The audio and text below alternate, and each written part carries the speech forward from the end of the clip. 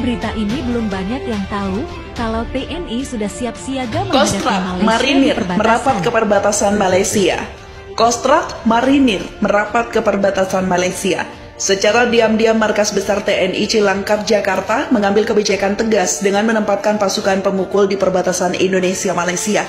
Batalion Infanteri 413 Bromoro Lintas Utara Kostrad didatangkan untuk menggantikan posisi Batalion 621 Manuntung di Kabupaten Kutai Barat, Kalimantan Timur. Mereka bertugas menjaga perbatasan RI dengan negara bagian Sabah dan Sarawak, Malaysia Timur.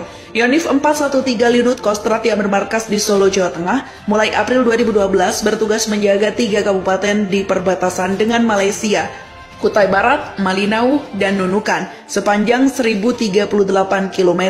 Dengan masuknya Batalion Yonif Linut 413 Kostrad, ada 1.300 prajurit di perbatasan Kalimantan Timur, mengisi 44 buah pos. Jika pasukan Kostrad diterjunkan ke sebuah daerah, berarti mereka disiapkan untuk bertempur.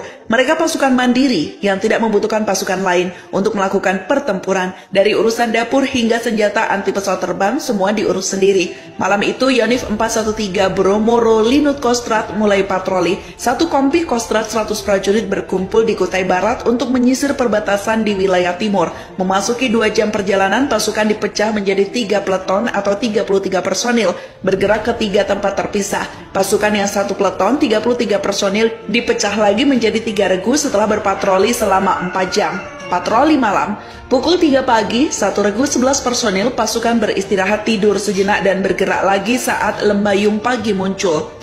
Sekitar pukul 8 pagi mereka dipatok perbatasan Indonesia-Malaysia, Kalimantan Timur. Mereka memeriksa, mencatat koordinat patok perbatasan serta mendokumentasikannya ke dalam foto. Dari 11 anggota Kostrad ini, 2 memegang senjata mesin, 1 pemegang radio punggung, serta 2 petugas sebagai pembuka jalan atau penjejak. Sebagian mereka menyandang granat launcher dengan amunisi tabung pelontar anti personal dan tabung pelontar anti tank tergantung di pinggang kanan dan kiri. Kami tidak membawa RBS 70 karena terlalu berat. Ini kan cuma patroli tapi penuh kewaspadaan, ujar seorang perwira. Letnan 2 RBS 70 adalah senjata anti pesawat milik Kostrad. Setelah memeriksa patok-patok perbatasan, pasukan ini kembali pulang ke pos mereka yang baru di Kutai Barat, Kalimantan Timur. Pengalaman tempur Yonif Linut 413 Kostrad telah panjang. Mereka terjun ke berbagai medan perang dan konflik bersenjata, antara lain Kompi Pemburu Satgas Darat di Timur Timur,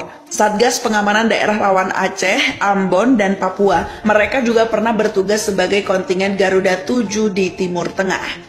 Batalion 305 Kostrad. Selain di Kalimantan Timur, pasukan Kostrad ternyata dikirim juga ke perbatasan Kalimantan Barat. Wilayah perbatasan dengan Sarawak, Malaysia di Kalimantan Barat dijaga 600 personil Batalion 305 Lintas Udara Kostrad menggantikan pasukan Batalion Infanteri 643 Wanara Sakti Sintang. Mereka ditempatkan pada 34 pos pengamanan perbatasan. Selama ini pasukan yang menjaga perbatasan di Kalimantan Barat hanya dari 3 batalion yang ada di bawah Kodam 12 TPR, yakni Batalion Infanteri 643 Wanara Sakti, Batalion Infanteri 641 Beruang Hitam di Kota Singkawang, Batalion Infanteri 642 Kapuas. Penjaga perbatasan Kalimantan Barat dengan Malaysia mencapai 966 km, mulai dari Tanjung Datuk di Kabupaten Sambas hingga Gunung Cemeru di Kabupaten Kapuas Hulu. Di tempat inilah 600 anggota Yonif 305 Tengkorak Linut Kostrad Karawang, Jawa Barat bertugas menjaga perbatasan. Pasukan Yonif 305 Linut Kostrad memiliki segudang pengalaman. Mereka baru saja pulang dari Libanon sebagai pasukan Garuda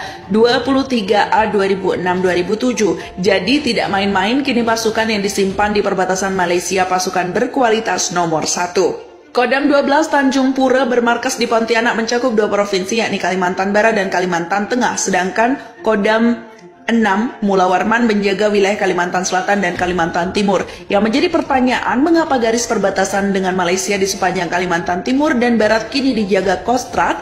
1. Anda tidak bisa main-main atau mencoba adu kekuatan dengan pasukan Baret Hijau ini. Mereka sangat menyukai perang yang berlarut dan meneror serta menguras psikolog lawan. Kostrad sedang mengenali Medan, Kalimantan Timur dan Barat, sehingga jika terjadi pertempuran, mereka tahu persis harus berbuat apa. Kalau sudah begini, pasti ada pasukan clandestine berpakaian preman yang akan memetakan garis pertahanan lawan, termasuk pos komando, logistik, dan geografis. Jika sedang menggunakan pakaian militer, ada badge kuning melengkung di baju lengan, atas mereka bertuliskan clandestine.